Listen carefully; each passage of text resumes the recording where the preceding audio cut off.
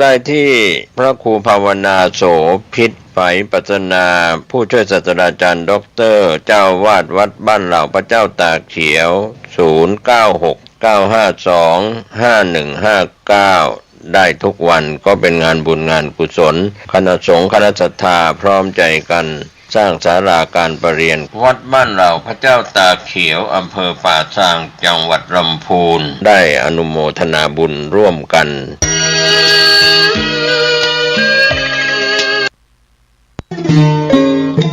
ข่าวสารเพื่อการประชาสัมพันธ์ขอเชิญชวนผู้ใจบุญใจกุศลร่วมทำบุญทอดผ้าป่าสามัคคีประจำปีพุทธศักราช 2568 เพื่อบูรณะวิหารปูพื้นกระเบื้องไวนิลตารางเมตรละ699 บาทจำนวน150ตารางเมตรทำโครงเหล็กป้องกันนกรอบวิหารราดพื้นเททรายล้างหน้าวิหารราวบันไดเหล็กสแตนเลสทาสี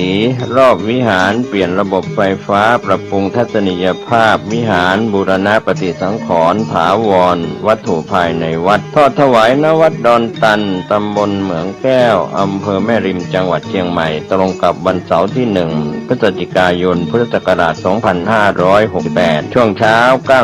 9:39 นาทีเป็นต้นไปก็ขอเชิญชวนศรัทธานักศีลนักบุญทั้งหลายร่วมงาน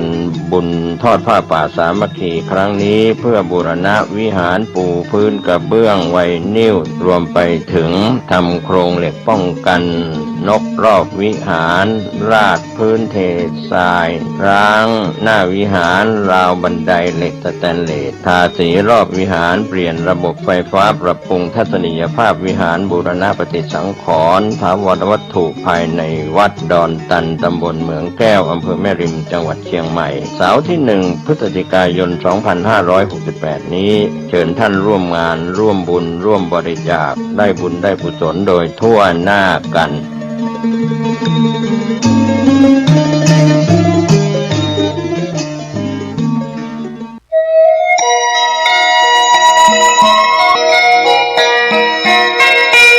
ข่าวสารเพื่อการประชาสัมพันธ์กำหนดการฟังเทศรายการรถด่วนขบวนพิเศษฤดูกาลเข้าพรรษาประจันทร์ที่22กันยายนแรม15ค่ำเดือน12เหนือรถด่วนเคลื่อนไปยังวัดศรีมารามตำบลสันกลางอำเภอสันกำแพงจังหวัดเชียงใหม่ 19 นาฬิกาฟังพระธรรมเทศนา1กันอังคารที่30กันยายนขึ้น8ค่ำเดือนเกียงรถด่วนเคลื่อนไปยังวัดเวรุวันตำบลยางเนิ้งอำเภอสารพีจังหวัดเชียงใหม่ 19 นาฬิกาฟังพระธรรมเทศนา1กันอังคารที่7ตุลาคมขึ้น15ค่ำเดือนเกียง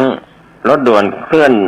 มายังพุทธสถานเชียงใหม่ตำบลช้างคานวันมอบโล่ 19 นาฬิกาทำพิธีก็เป็นการปิดการอบรมก็ขอเชิญชวนศรัทธานักศีลนักบุญในฤดูกาลเข้าพรรษาฟังเทศรายการรถด่วนขบวนพิเศษในฤดูกาลเข้าพรรษาประจำปี 2568 ดำเนินรายการโดยคณะสงฆ์จังหวัดเชียงใหม่องค์กรเครือข่ายจังหวัดเชียงใหม่โดยมีคณะกรรมการบริหารกลุ่มหนุ่มสาวจังหวัดเชียงใหม่ดำเนินงานก็เป็นส่วนที่ประชาสัมพันธ์ผ่านรายการทางสถานีวิทยุกระจายเสียงแห่งนี้ท่านได้บุญได้กุศลร่วมกันกับรายการรถด่วนประจำปี 2568 ได้บุญได้ความดีได้สติปัญญาโดยทั่วหน้ากัน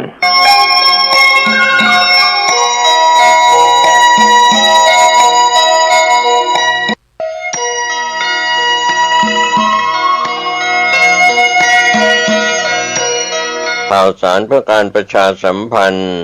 คณะสงฆ์จังหวัดเชียงใหม่ขอเชิญร่วมเป็นเจ้าภาพทุนการศึกษาฉลองปรริญญามุทิตาจิตพระภิกษุสามเณรจังหวัดเชียงใหม่ผู้สอบบาลีได้ปีพุทธศักราช 2568 ตรงกับวันเสาร์ที่ 27 กันยายนพุทธศักราช 2568 เวลา 9:30 นาทีพิธีทำบุญทักษิณานุปทานเวลา 13 นาฬิกาพิธีฉลองปรริญญาธรรมมุทิตาจิตจัดงานณวัดสวนดอกพระรามหลวงตำบลสุเทพอำเภอเมืองจังหวัดเชียงใหม่ ท่านสามารถร่วมบริจาคได้ที่วัดท่าตอนพระรามหลวงอำเภอแม่อายเชียงใหม่วัดพระสิงห์วรมหาวิหารอำเภอเมืองเชียงใหม่วัดพระธาตุดอยสะเก็ดพระรามหลวงอำเภอดอยสะเก็ดจังหวัดเชียงใหม่วัดสวนดอกพระรามหลวงอำเภอเมืองเชียงใหม่จังหวัดเชียงใหม่สำนักงานเจ้าคณะจังหวัดเชียงใหม่วัดสวนดอกพระรามหลวงวัดพระธาตุสีจอมทองวรวิหารอำเภอจอมทองจังหวัดเชียงใหม่และวัดศรีโสดาพระรามหลวงอำเภอเมืองเชียงใหม่จำนวนประโยคจำนวนผู้สอบได้จำนวนทุนการศึกษาที่จัดถวาย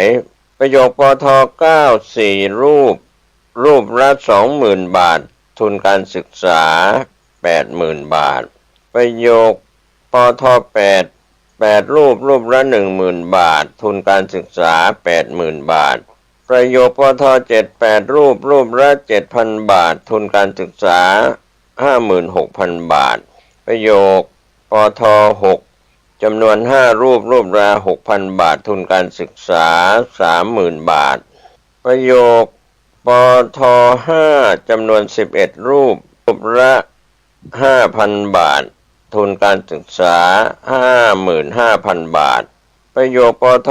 4 21รูปละ 4,000 บาททุนการศึกษา 84,000 บาทประโยคปท3 20รูปละ 3,000 บาททุนการศึกษา 60,000 บาทประโยค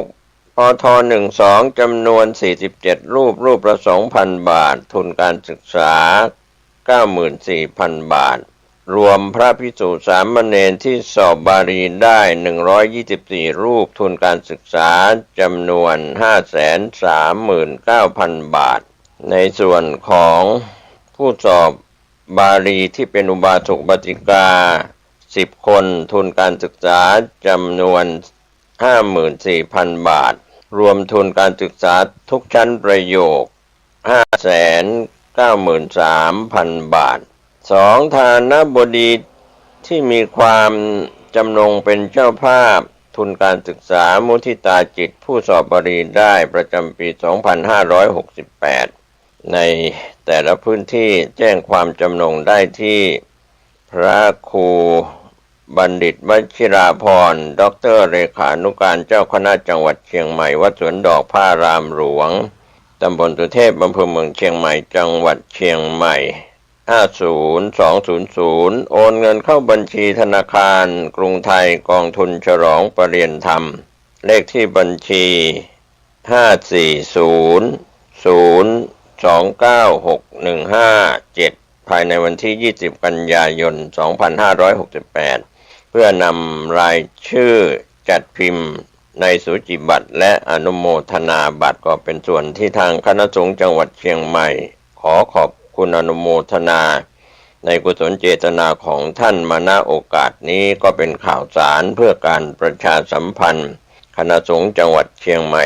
เชิญร่วมเป็นเจ้าภาพทุนการศึกษาฉลองปรริญญามุทิตาจิตพระภิกษุสามเณรจังหวัดเชียงใหม่ผู้สอบบาลีได้ปีพุทธศักราช 2568 ตรงกับวันเสาร์ที่ 27 กันยายนตั้งแต่ช่วงเช้า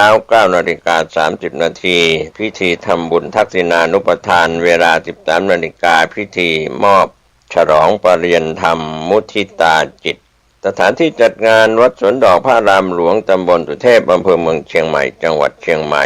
ตามวันเวลาและสถานที่ดังกล่าวโดยพร้อมเพรียงกัน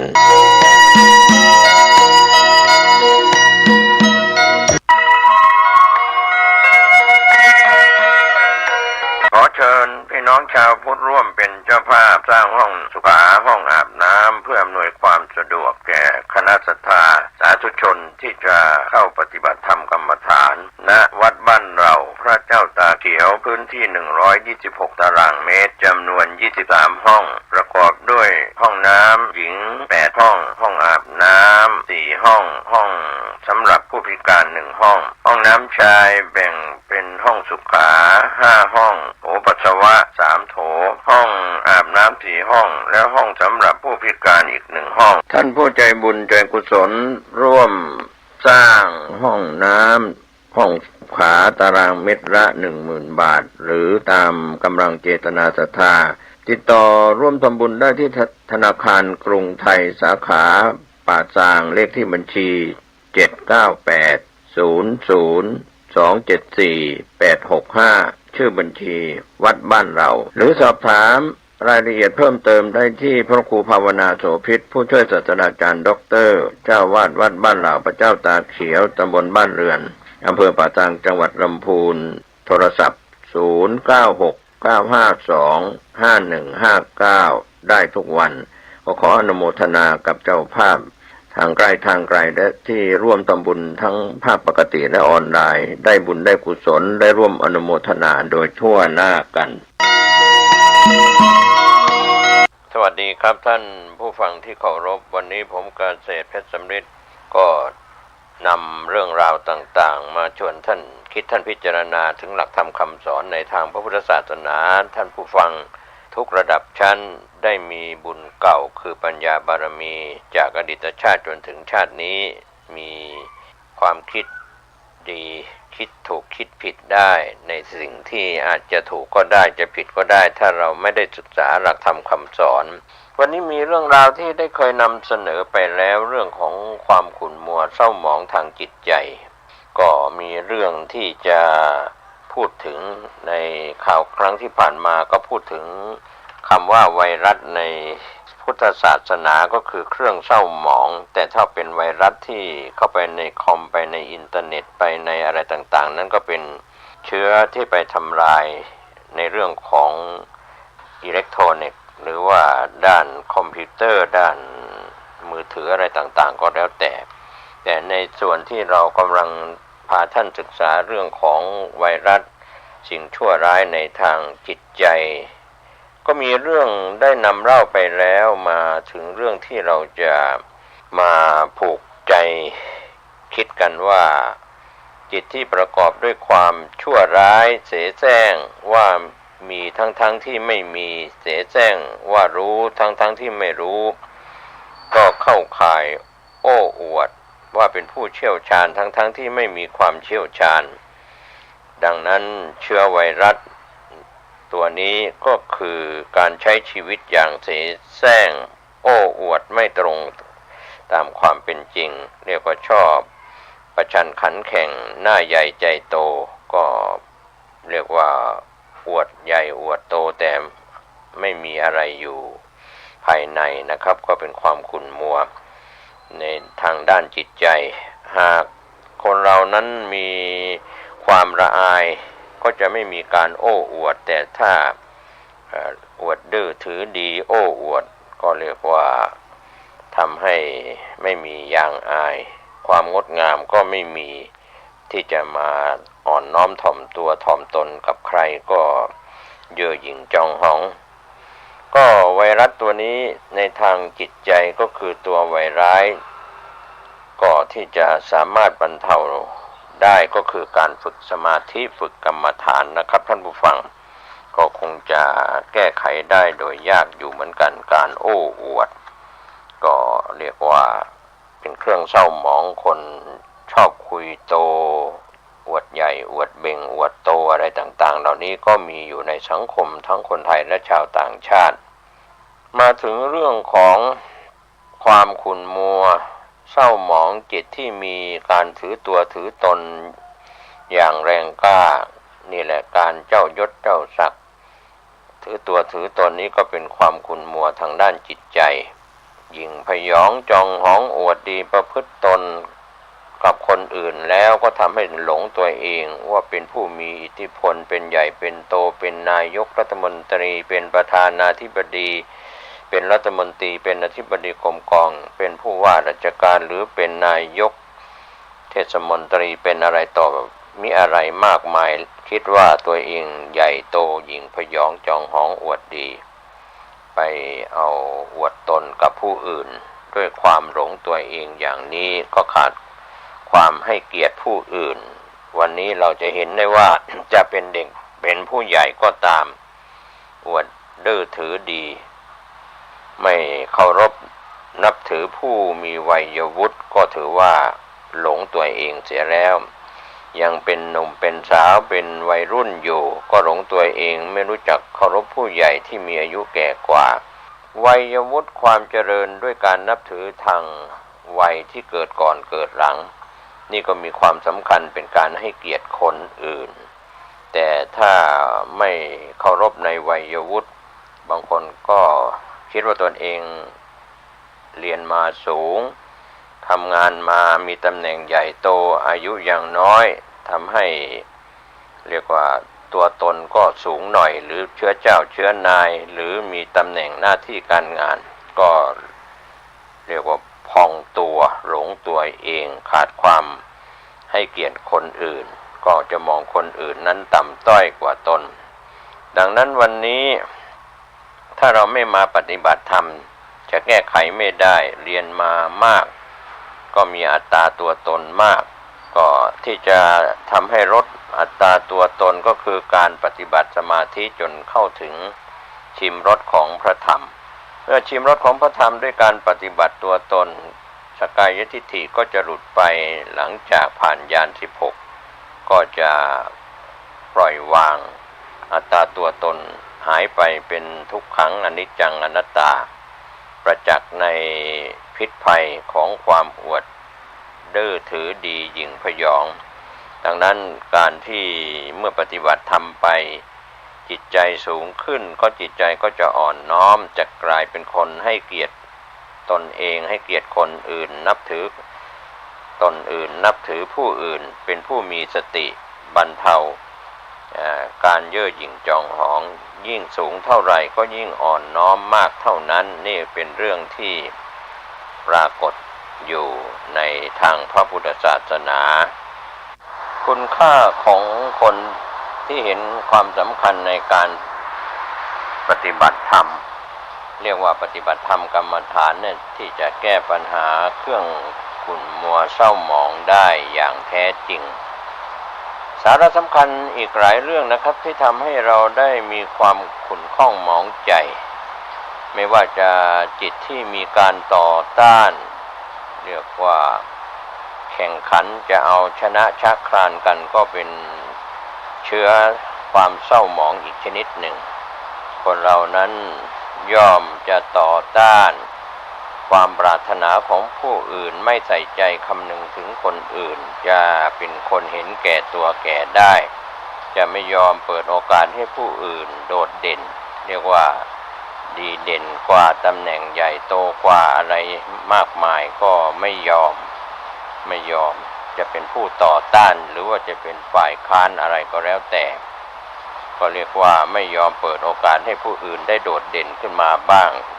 จะใหญ่กว่าตำแหน่งสูงกว่าหรือมีชนชั้นวรรณะอะไรก็แล้วแต่ดังนั้นวันนี้การคบเพื่อนที่ดีก็จะต้องแสดงออกซึ่งความอ่อนน้อมถ่อมตัวถ่อมตนเอื้อเฟื้อเผื่อแผ่คนอื่นเรียกว่ามองเห็นคุณค่าของคนอื่นอยู่ก็ถือว่าเป็นการทำลายเครื่องเศร้าหมองจะช่วยบรรเทาคลายความถือตัว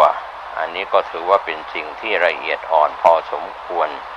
ไว้ตัวถือตัวนี่ก็เป็นเครื่องเศร้าหมองที่เราเห็นกันอยู่ในคนทุกชนชั้นทุกวรรณะเครื่องเศร้าหมองที่ทำให้ตัวเองเย่อหยิ่งเรียกว่าถือตัวถือตนหยิ่งทะนงโอหังถือตัวไม่ยกย่องผู้อื่นให้ปรากฏในสายตาก็มีแต่